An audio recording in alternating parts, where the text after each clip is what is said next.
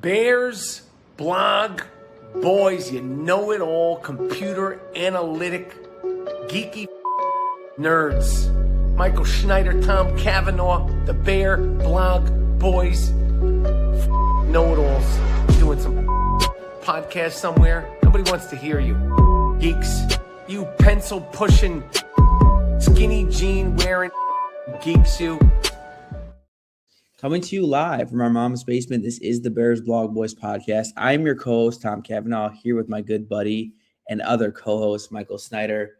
Schneider, that was the most insane game I can ever remember. And this is like the fifth time I've said that this season. Mm-hmm. That was the most ridiculous roller coaster of emotions game I have ever been a part of. And it is insane that we are here to tell you, to recap a game which the Bears were down 21-3, and they come back and win in devastating fashion for the Packers fans, which is like total opposite that we're used to as Bears fans. Buddy, how are you doing? And you were at the game. So how is experiencing all of that emotion in person? It is hands down the greatest moment of my life as a Bears fan. I mean, Tom, I go to work, I sell a car, I leave. They're like, get the fuck out of here. Go enjoy the Bears game. I go tailgate at 3 p.m. My uncle sets it up. His boys. My cousin comes from out of town, flies in from Florida just for the game. My best friend who I grow up with, his birthday's the next day. He's in. We're just having a great time. Tom, I can't exaggerate enough. The whole thing was just surreal. So we start walking into the stadium. It's starting to snow, but it's like you're not even cold, man. You're just so fired up, man. And it was just a beautiful, beautiful sight to see. It's my first ever time going to a Bears playoff game. The fact that it was against the Packers, it was just different, right? Like you had to come away with a win. You had to set the new precedent that, hey, the Packers, we're the division winners. Moving forward, Packers are in the rearview mirror, and this is a new era, right? Like that's what was at stake when I'm walking to the stadium. That's just my mindset. Like, hey, this is you got to set the tone now, right? So yeah, again, this is the best time of my life. Just a roller coaster of a game. Totally depressed the first half, but then I started to believe. I'm just like, all right, make it a 2-possession game. Give us one touchdown, one stop, and then it's a ball game, right? And that was just my mindset. We just kept trickling in at it, and man, I'm just so excited to get into this because there's just so many memorable moments in this game. It just makes it an all-time classic. It 100% is an all-time classic. It's one of the best. It can, outside of the Super Bowl in '85, it could be arguably the best Bears win in history. Yep. And how often, as Bears fans, is the script flipped where like the Bears outplay the Packers for most of the game, or I don't know, a good half of the game. They start out fast and then it turns around, right? The Packers are able to come out and close. Like how many times does Aaron Rodgers do that? And we experienced that in a different way in the regular season when the Bears were able to knock off the Packers in week 16. But this was totally different, right? This felt like the game was over. So many times it felt like the game was over. So before we get into the X's and O's, I just want to say I have never seen a Bears team that is so gritty, that never gives up, that never thinks they're out of a game the way this team does. It is a true 60-minute battle with this team. They will fight to the very end, and that is on the defensive side of the ball too, which we have been very critical of. We'll talk about kind of the adjustments they made and why they were able to knock the Packers offense off and throw them off their game, more so in the second half than in the first half. But it would have been so easy to just pack it up, allow the Packers to keep it going on offense, and really just close out the game for them. But they didn't. They didn't give up. They played their best football. I think if you could bottle that performance up in the third quarter mostly, but in that half, the best performance the defense has shown all season long, right? All things considered. So I just want to say that this team under Ben Johnson is one of the grittiest. It's the grittiest Bears team I can ever remember. They truly never give up, and they're never out of it. So that's where I want to start, Snyder. This is just hats off to them for having the grit and fortitude to come back and really close this out in dramatic fashion. And one thing to add on that, Tom, it's actually the special teams as well. I mean, how many in this going whole season? How many onside kicks has Cairo Santos hit? Him coming up, getting those field goals, kind of chipping away. And there's been at least a couple of times, including this playoff game, where Duvernay had a huge return that totally, helped us out. So, real short, Ben Johnson, when you hire this offensive guy who calls plays, you're kind of worried that it's almost too much responsibility, right? Mm-hmm. And usually in the playoffs, when those guys play these premier teams, you kind of see that, right? Like you see, the special teams kind of drop the ball. You see, a little bit undisciplined with the penalties. But Ben Johnson, with all that on his plate, he has these guys buying in at every single level of the game, offense, defense, special teams. It doesn't change, right? He's not isolated to the offensive side of the ball. And I think that just says so much about Ben Johnson as a coach, his character, and his influence all the way across the board. I mean, that's huge that he can galvanize the entire team at every single phase to have that mindset start to finish through and through, no matter what the scoreboard is. I mean, it's totally paid off, and you feel it all the way across the board. Yeah, and that was the big concern. You just brought it up about is Ben Johnson too much responsibility? Is he just a play caller?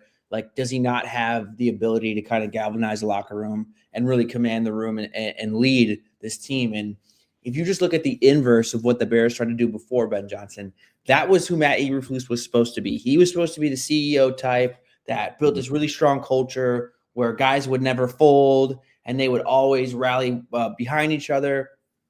Total opposites, right? Ben Johnson has done one of the best jobs in year one at just totally shifting the culture, right? Like it's so night and day different.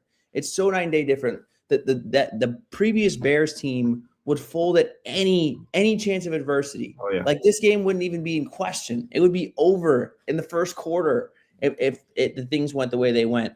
And so that alone just goes to show you how much of an impact he's made beyond just what he brings as a play caller. Oh, yeah. And that's something I didn't expect it to be bad, but I did not expect it to be nearly as good as it's been, to where this is like one of the healthiest cultures.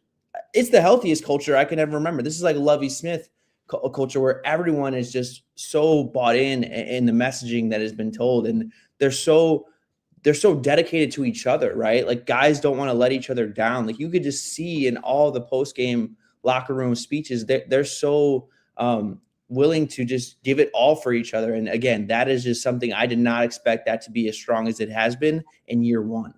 Yeah, I mean, how thankful you are of that, right? Like, it's just like everyone loves Ben Johnson, right? Like, we all love him for what he has done to elevate Caleb's game, the offensive game as well. But now that you just know, like, hey, this dude is a culture guy, he could galvanize every phase of this team. There's no quit in them. You're just so grateful for that, right? Like there's nothing you really have to worry about with Ben Johnson, the head coach. He absolutely has delivered. And again, how thankful are you him having been our head coach? It's incredible. I mean, it really is incredible that they're in the spot that they are, that things have gone as well as they've had, because everyone, I think a lot of people wanted Ben Johnson for the Bears, right? It just made sense getting the top offensive mind with your quarterback. And it has been beyond my expectations. I mean, it has just been as good as it gets. And you're so lucky that he's going to be the head coach of the future. Also, Snyder, I don't know when to talk about this, but maybe since we're talking about Ben Johnson, I just want to talk about it now. It amuses me. It really does amuse me that there are Packers fans coming out saying that Ben Johnson is being disrespectful. He shouldn't say F the Packers. He's the leader. I just think that's a bunch of BS. Honestly, this is a rivalry. This is the oldest rivalry in football, maybe in sports, beyond the Yankees and Red Sox, probably. And I don't care who says it. If LaFleur said it, I wouldn't care. If you don't like it, beat them, right? Beat them. Who cares? These teams should not like each other. The coaches should not like each other. This is when rivalries are at their best, right? They mean so much more when you really don't like them. So I think it's funny that the Packers get a taste of their own medicine and they can't handle it, right? I think it's totally fine for what Ben Johnson said. I don't think it's disrespectful at all. When it's the Packers, never take the high road. Fuck the Packers always. I mean, how hypocritical is it? We had to endure Aaron Rodgers saying he owns us. This is his house for so many years. And did we get our feelings hurt about it? No, you just understood like, fuck, this guy's great. He's been kicking our ass, and yeah, he does. He has owned us. It has been his house and everything like that. But that's the name of the game, and you have to take it. The Bears mentally defeated them physically in that second half. We kicked their fucking ass, and we deserve to say that. And how you get your revenge is, next season and playing us again. I don't like that at all. I think that's very, very soft, very salty. A lot of Bears fans, mostly the ones I talk to, hang around with, don't really ever have that mindset when it came to the Packers beating us. It's like, fuck yeah, they have our number. McCarthy's the coach, Rodgers the guy, LaFleur, all of that, So yeah, that's soft. It's soft as hell. Yeah, and it's like we know that these crazy psycho competitors, they create enemies, right? And it's a culture thing, right? Like that's what Ben Johnson is embodying. What, do you want Matt Eberflus to go hang out with Matt LaFleur at basketball games? Like, is that what the Packers fans want? Like, no, like the Bears are done. Like that time is over to where we're just going to lay down. And Ben Johnson, but that added element of creating an enemy, like look where it's taken the Bears. Like it's a real thing. So yeah, that's kind of more or less what I was coming from. I don't care at all how the Packers fans feel. If you don't like it, beat them. And that's really what it comes down to. So, all right, let's get into the game because there is a lot to talk about early on in terms of the kind of the feelings behind this game. Snyder, the first half of this game went about as poorly as a game could have gone. I'm going to read you some of the stats. Sorry, I had the second half stats up. The Packers offense was basically unstoppable. When you look at like just the statistics and the efficiency behind it, they averaged 0.577 EPA per play. They had a success rate of 56.3%. When they drop back and pass, they averaged a full point of EPA per drop back and a rushing success rate of 53.3%. The Bears had no answers. I think the Bears went into this game plan. They played a bit more man coverage and they were getting torched in man coverage. I was a little surprised by that in the first half, going back and watching it, but they weren't blitzing a lot and they were getting zero pressure in the first half. I mean, it was Jordan Love had all day long to throw. Every play that they had designed up for man coverage, it was all working. I mean, the Bears had no answers. Jalen Johnson was struggling. Nick McLeod was struggling. Nahshon Wright. I mean, all their guys were getting torched. They also went after Tremaine Edmonds a couple times. And then the Packers were able to run the ball pretty efficiently. Well, were they ripping off these huge gains? No, but they were kind of doing what they were doing before. Chunk by chunk, just progressively moving the ball up the field. And the Bears had absolutely no answers. And if you look at the Bears offense, I didn't think there was a lot. The discouraging part for me about the Bears offense, and honestly throughout the game, because they couldn't run the ball. They were one of the worst rushing teams on the week. And that was what I thought they needed to do coming into the game. But the Packers really came to play, right? I think their linebackers really did a good job of bottling up the Bears run game. There weren't a lot of lanes to run through. And in the passing game, I didn't feel like the Bears were really – there was a couple mistakes. Luther Burden running the wrong route in that first half and a couple other mistakes. But I really thought it was like a game of inches type of misses, right? That fourth down conversion to Burden. If Caleb just gets that a little higher where the ball can't get tipped, that's a huge gain. There was a couple plays like that where it was just like you missed by just that much. And the Bears offense just couldn't really get into a rhythm in that first half. So it was all Packers in that first half. It was a pretty insane thing to watch how many things went their way. Yeah, it was depressing being at that game and witnessing that first half. It just seemed like the Packers could do whatever they wanted to on offense. Like it was just super, super easy. And then Tom, I think it was like I don't know. I don't want to like. It's not obviously. I love Ben Johnson, but there was like some things that kind of had me frustrated, like that. Like I don't know, it was like a reverse pass thing to Cole Kmet. Yeah, it's been like later on in the game where it was like a 4th and 1, and you're almost in like an ISO formation, and you do like a fake hand, and Caleb just going back, tossing the ball. The one thing like I wish maybe Ben Johnson could do at times is like, hey, just like trust your guys to be better than their guys, right? Like you have an amazing offensive line, you have a good running scheme. Just hand it off to your guy and believe your guys are gonna win. That was like the one thing I think in the first half that was kind of just like a little bit frustrating, but then also like, how about that one like going in for 4th down? You're at like what was like the 35-yard line or something like that was crazy. Like I've never seen that ever in a playoff game, and I didn't hate it, but it was like one of those things. It was just like, damn, you really have zero faith in your defense. But at the same time, all game, the Packers have marched down the field and got there so easily. So that was kind of my rationale behind it. But yeah, that was just like that decision to go for it just told me like, I was like, sorry to say fuck. Like this is really like what this defense is, that we have to do that. So it just made me worried about, again, the Packers just continuously marching down the field. And then our head coach had to go for it at our own, 30-something yard line. Like, damn, what does that say? And then combine that with the offense kind of struggling in that first half. I'm like, damn, this ain't looking too good. Yeah, I absolutely understood the decision to go for it on 4th. At least I got behind it because I was like, hey, at least if you don't get it, they're going to take less time to score anyway now. And like you can get the ball back. Like I just understood it from a couple different reasons. But yes, I mean, in an ideal world, you never want to be in that situation where you're taking that many risks.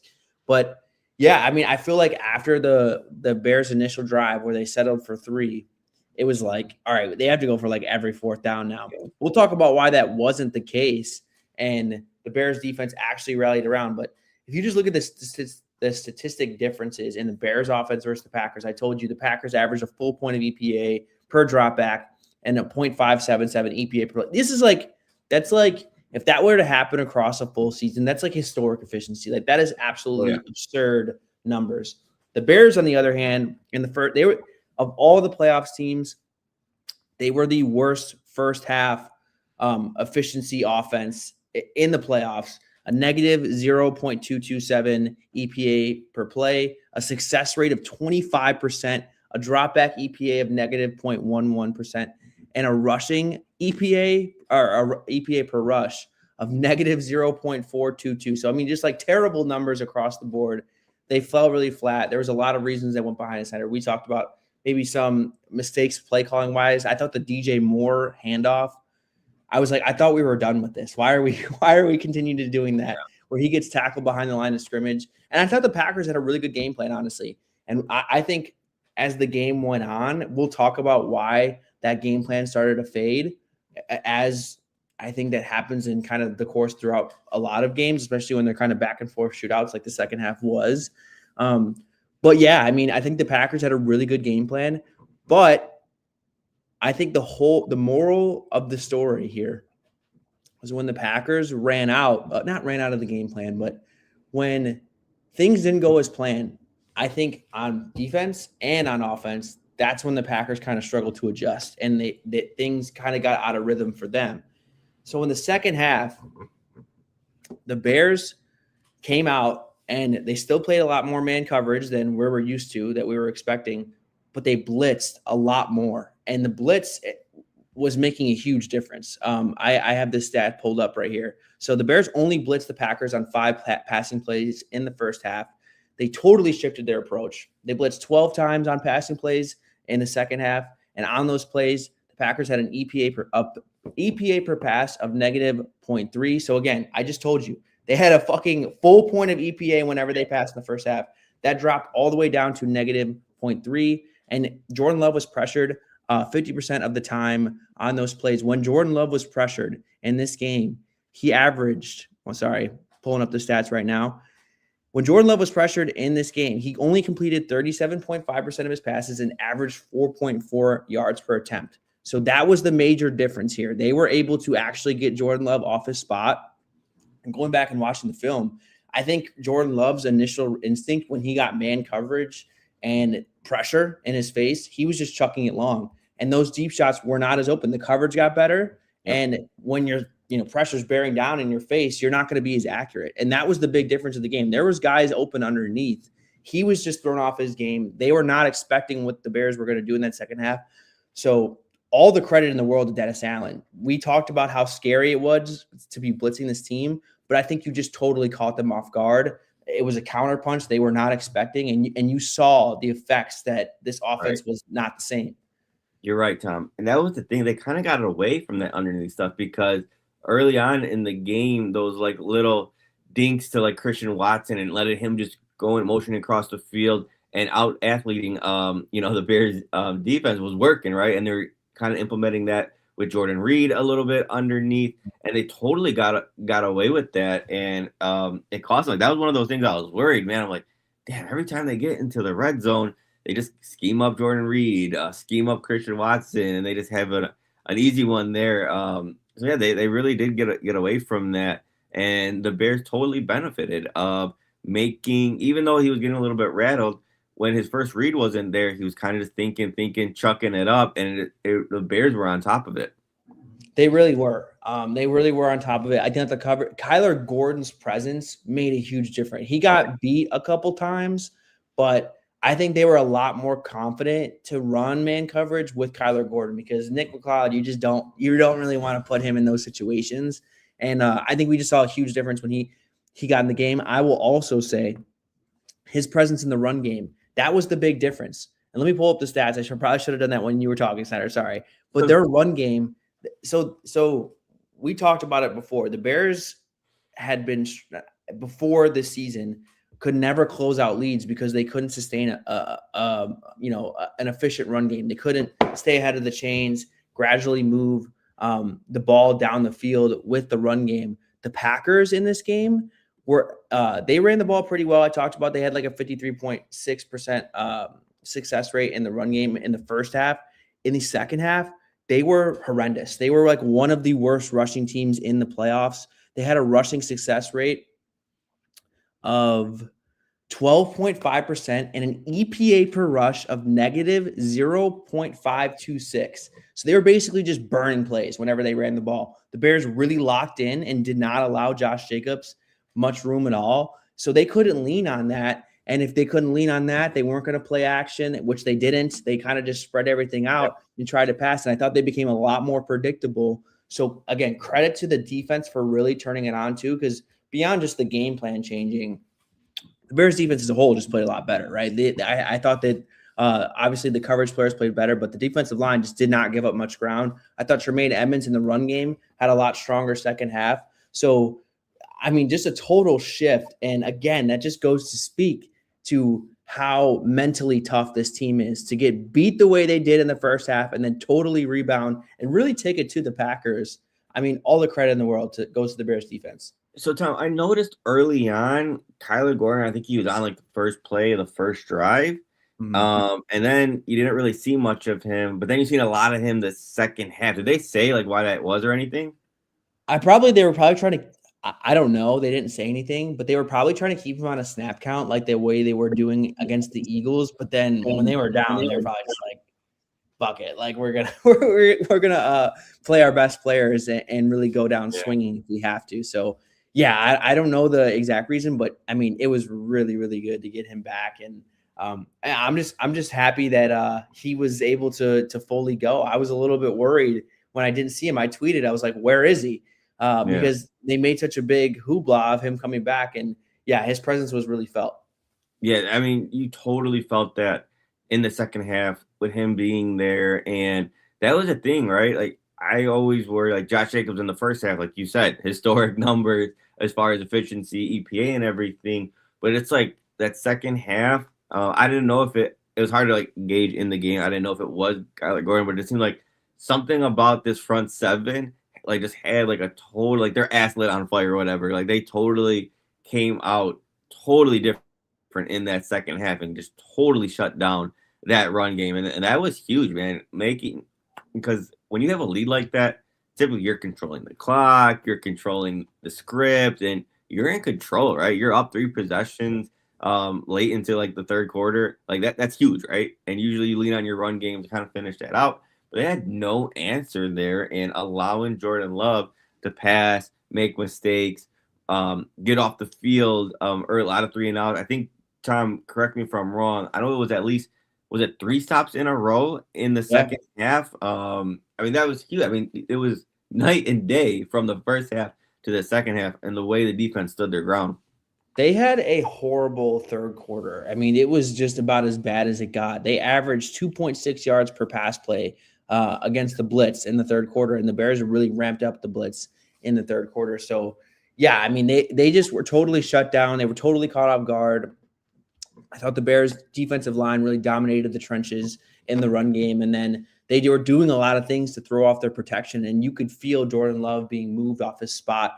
Yes, he's good at fadeaway and throwing, but when he has to actually get on the move, he's not nearly as good. And I thought the Bears did a really good job of executing that game plan and trying to move him around. There were a couple plays where the concept is designed on one side and they flush him out to the other side. And it's like, okay, if Jordan Love has to beat you as a scrambler, you got to really like your chances. And that's kind of what happened. And then ultimately, too, Center, he kept making the mistake of the intentional groundings that were just killing their drives. Oh, yeah.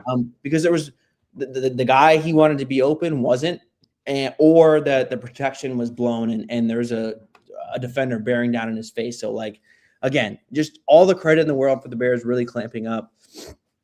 They had 1 lapse with the Matthew Golden touchdown. And at that point, Steiner, I was like, this game is over. The Bears offense still can't figure it out.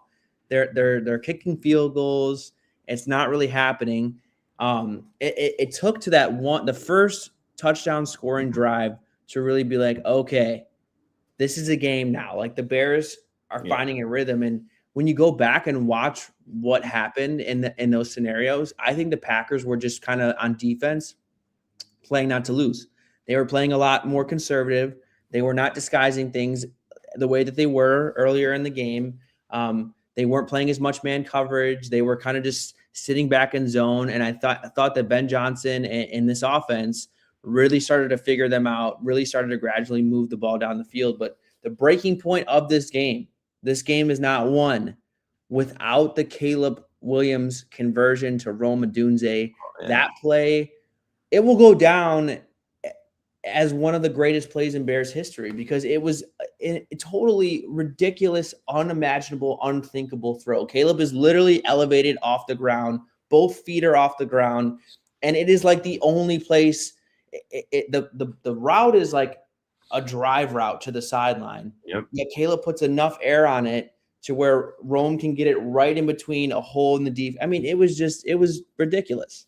You know what, Tom? It's funny that during that time, like that stretch of that fourth down, the stadium was pretty silent, right? Like after that golden touchdown, like we're like, ah, shit, like nah, I don't know, man. And then it was fourth down, and like the stadium really wasn't alive during that moment.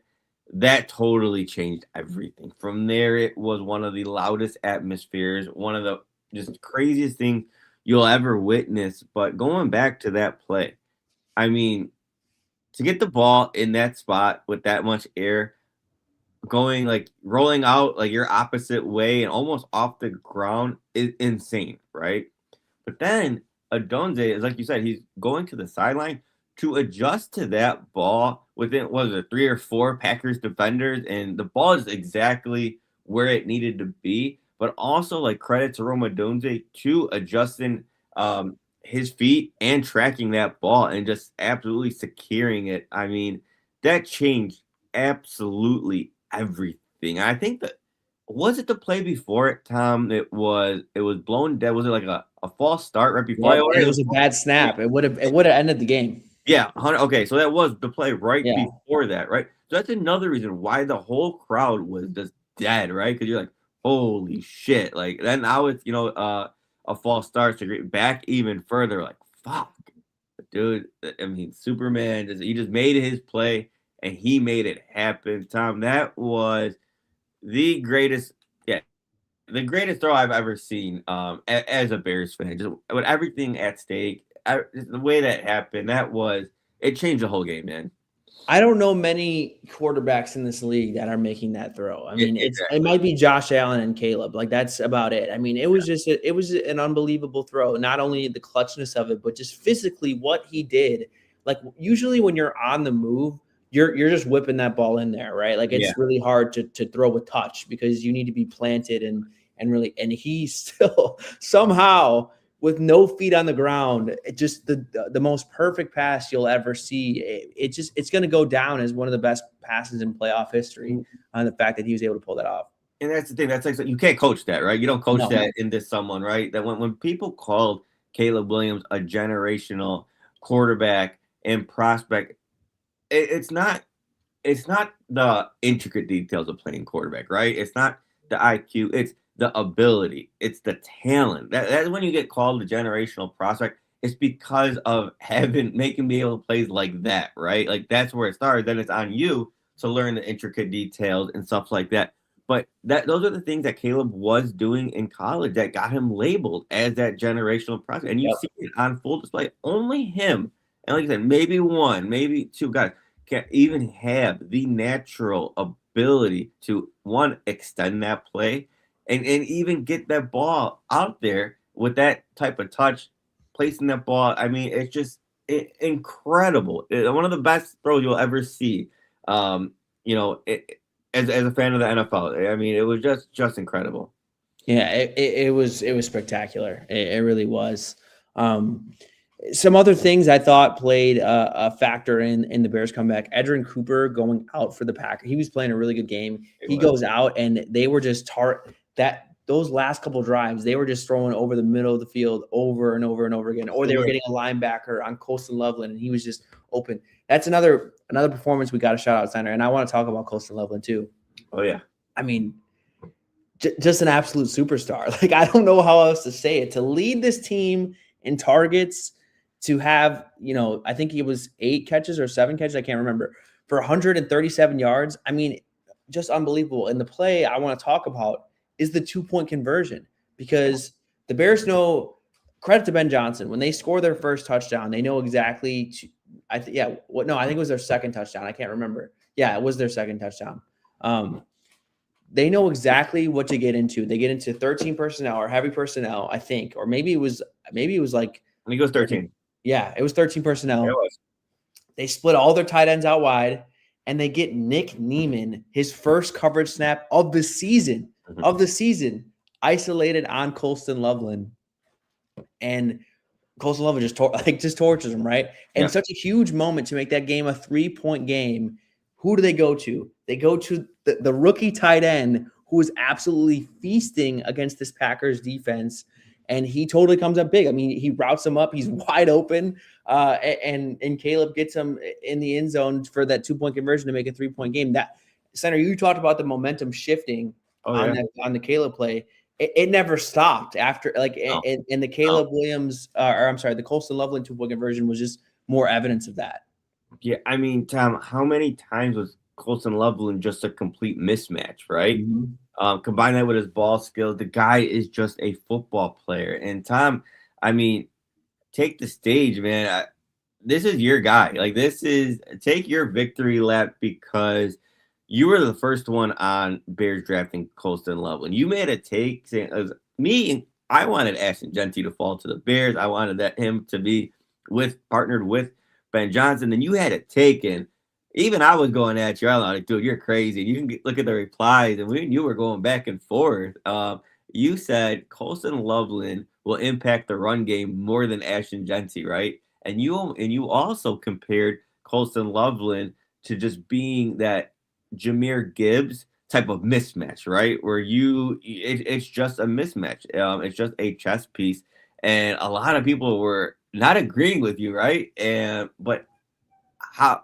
I'm not saying, you don't need to brag on everybody, but you've seen that once Colston Loveland, and he was coming, you had to ease him through early on, right? He was coming off the injury. I think he missed all the training camp, I think, and you kind of had to ease him in. But that second half of the season, all of your takes, and you've seen that impact, right? You've seen the way he's impacted the run game. You've seen him be in a mismatch. And then now you fast forward to 137 yards in the playoffs, showing that you could run 13 personnel. Everyone on the defensive side of the ball, when you see 13 personnel, 99% of the time it's a run, right?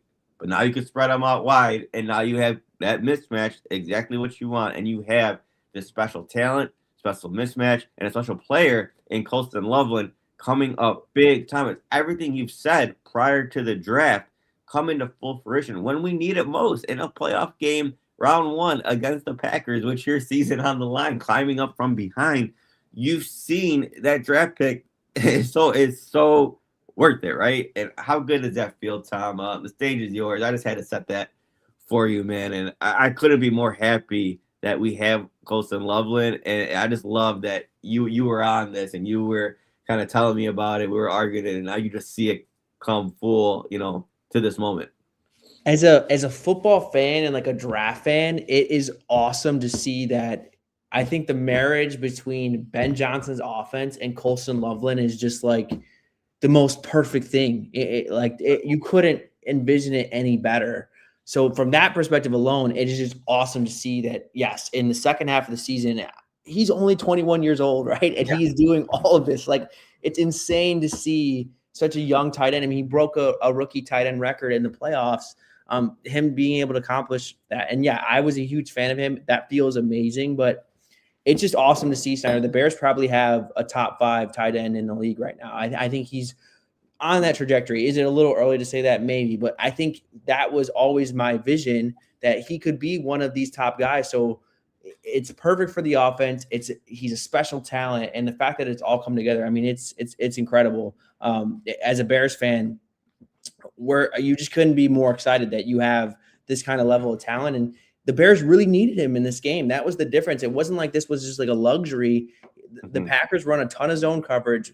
When you're going up against zone, you're attacking the middle of the field a lot. You're running route concepts that are trying to, get the different defenders out of coverage and really try to throw underneath the zones. And Colston Loveland was just coming through time in, time out. And then I think in one of the biggest moments of the game, the fact that they designed this play for him, I mean, it's everything you want. It really was. And I'm so glad it's come to fruition the way that it has, and that the Bears are going to have him for a very long time. He's going to be one of the most important players for Ben Johnson for a very long time. Yeah, I mean, 15 targets, 8 receptions, 137 yards, and the guy that you just lean into in these huge moments. I mean, you couldn't have asked for a better performance from the rookie, right? The 21-year-old rookie. God, man, it's just incredible. Incredible, Tom. That guy, he's just a total stud, man. Yeah, he's a game changer for sure. There's no doubt about it. I was watching a Packers, like their fans' reaction watching the game. They're like, we could just put this on the soundboard, a repeat of Colston Loveland open again. Like, it was just over and over and over again. And yeah, I mean, it's just crazy how quickly this has happened. For tight ends, this is not normal, right? We talked about that. That was everyone's kind of reservation drafting a tight end. They take a really long time, where it's like, it just made so much sense for Loveland specifically in this offense. I'm like, a lot of the stuff he did in college will translate really well to what the Bears already want to do with him. So yeah, again, it's a great feeling to see as a Bears fan that they have one of those guys at tight end. That's very hard to come across. All right, why don't we keep talking about the last couple of minutes of the game. So we talked about it last night, Snyder. The Bears, what they were able to do on the last scoring drive when they scored the DJ Moore touchdown and take the lead. They had been setting the Packers up all game for that look. They ran a bunch of perimeter screens. From the first third down of the game, they run that screen with Luther Burden. And then I think that another play of the game, it was when the Packers started to run man coverage against that look. They tried to run another screen. I forgot what they did. I can't remember what they did on the second play. But in the third play, the Packers thought screen all the way. They bring Darnell Wright out there to like look at like they're blocking it up for a tunnel screen, and DJ Moore is wide open down the field, totally fools them all. And the fact that Ben Johnson was doing these things in the midst of this game script where they face so much adversity and they're trying to claw their way back in it. It just goes to show you like how crazy is Ben Johnson for it's unbelievable. Dude, Tom, this has been like the story of the season with him, right? Like he'll run the formation. You might see that same formation 6 times in the game, right? And then at the end of the game, he'll run that same formation. And it's something totally different. And the defense, it just makes the total wrong call. I mean, Tom, it is late in the game. You have that screen to Luther Burden, and teams fear Luther Burden now. They know this guy is nasty after the catch. Then you got Darnell Wright pulling right to block for Luther Burden. Caleb fakes it to Burden. The quarterback jumps, and DJ Moore is wide the hell open for a touchdown. I mean, that's Ben Johnson all day, right? Like that is Ben totally, just in his bag.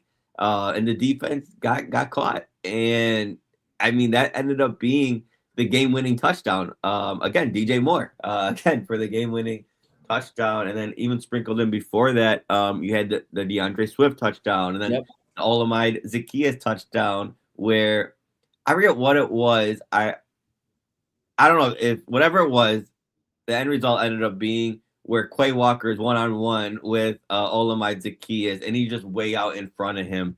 So it would just ended up being a masterclass on the ending part of the game by Ben Johnson, Caleb, and everyone is doing their job, man. It was just really incredible to see. When Edgerrin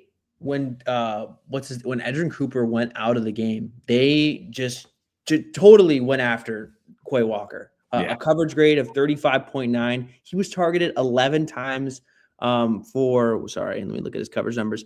He was targeted 11 times, 7 receptions.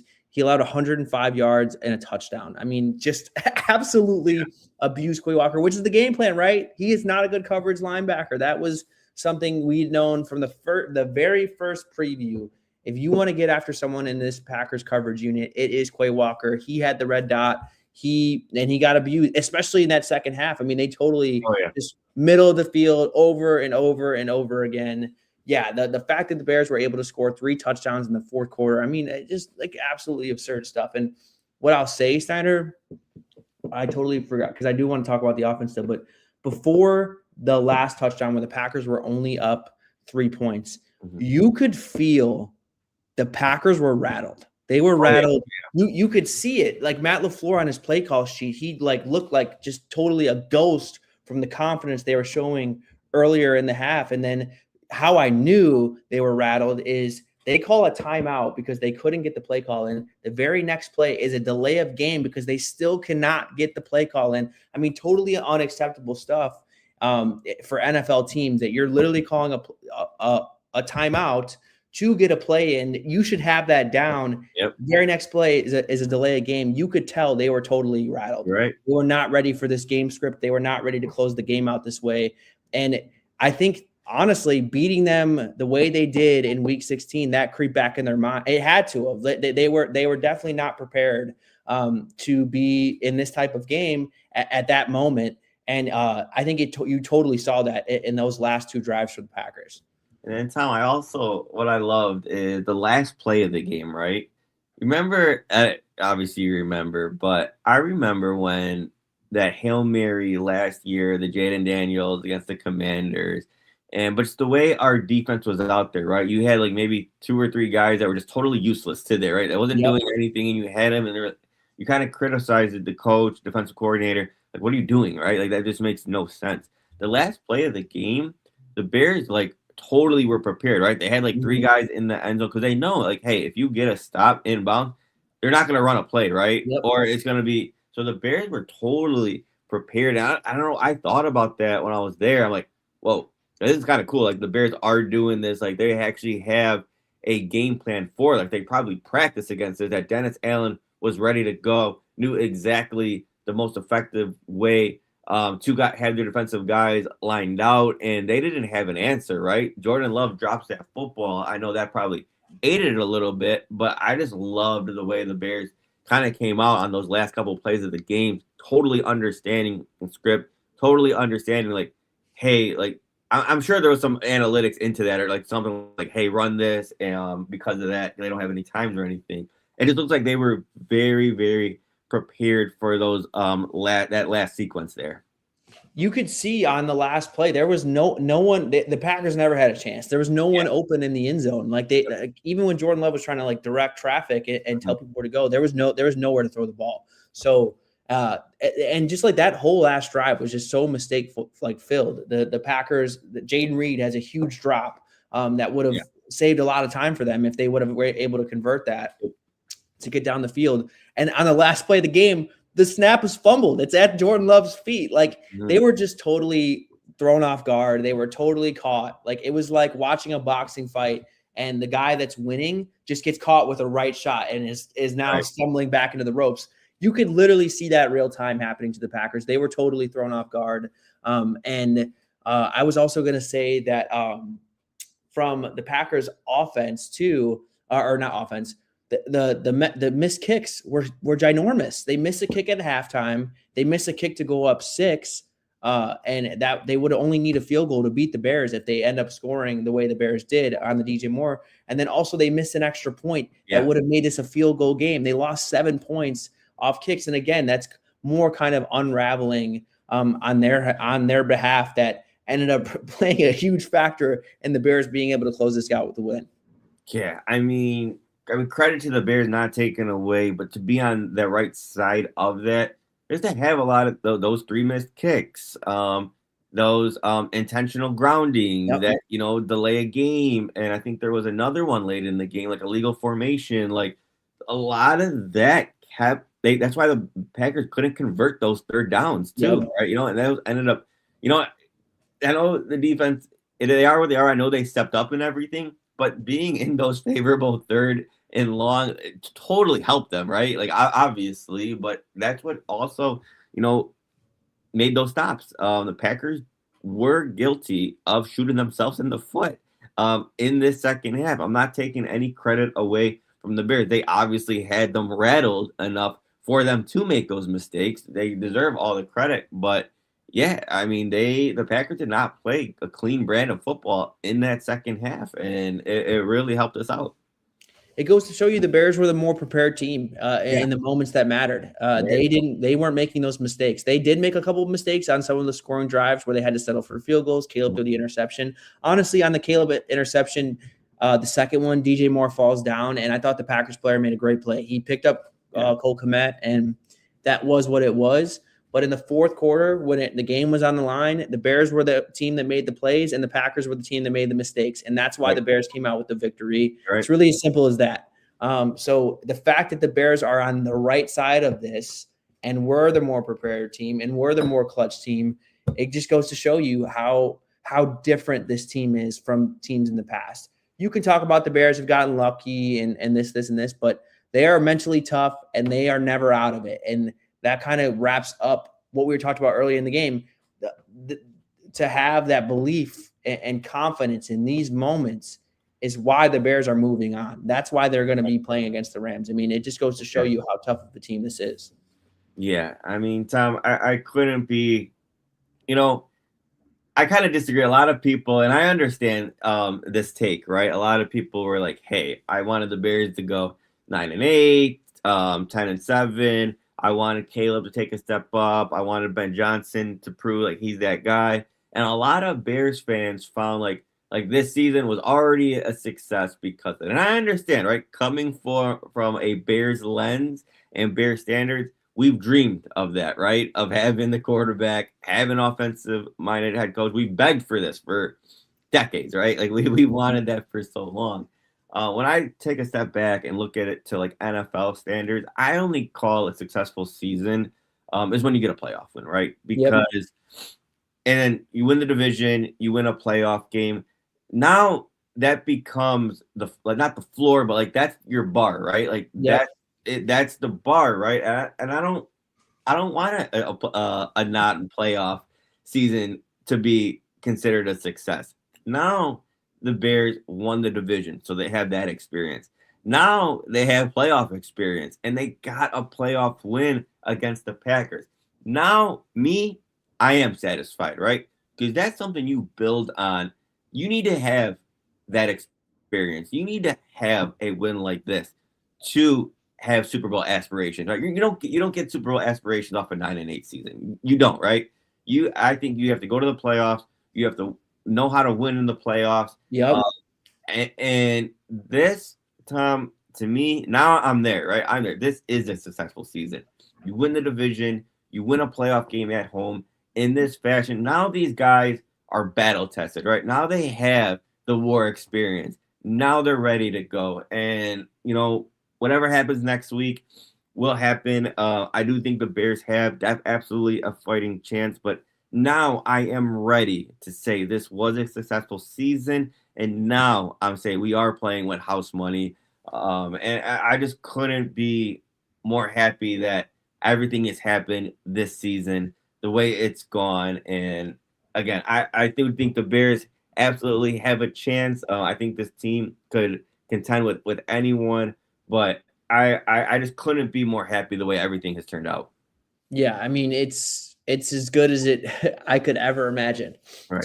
To be in the situation, be in the position the Bears were, and also being the second seed, beating the Packers in the fashion that they did. For the Bears being the less experienced team in the playoffs, they looked like the ones that had gone through adversity, that had been there, done this before. Right. The way they were able to close out in the moments that mattered. So, yeah, I mean, I just couldn't be happier. Like it's just such a rewarding feeling to have been sticking with this team for as long as we have, being lifelong fans, and we've had to eat a lot of shit. There's no doubt about it. Like we've had to deal with just incompetency, teams that never had a chance, the season being over halfway through, like just so much. And this is just a totally different feeling. And yeah, I think I have been skeptical of this team given some of the fluky tendencies, but a game like this goes to show you can never count them out. They're always going to be in it, no matter how much they're down by. I mean, a 21-3 lead at half, that is just about as bad as it gets, and still they're able to find a way and close out a game. I mean, it just goes to show you this team will never quit. Yeah, Tom, again, what I said to start out this show, the greatest moment of my life as a Chicago Bears fan, worth every penny going. I'll never forget it. It just, yeah, man, it was just incredible. Very incredible, and their season continues now. Now we will obviously Sandra, I understand what you're saying about a house money situation, but the Bears can still very well win another game. I'm not ruling anything out. They have a tough opponent in the Rams, a Super Bowl favorite for most. But I think the Bears have not a good chance, but just as good of a chance at winning it as we thought they were heading into this game. So we will be back to preview that game. But for now, y'all, just ride high and enjoy that win. Keep talking crap to Packers fans. Enjoy it. But so yeah, until we meet again, y'all, keep it real and bear down. Bear down.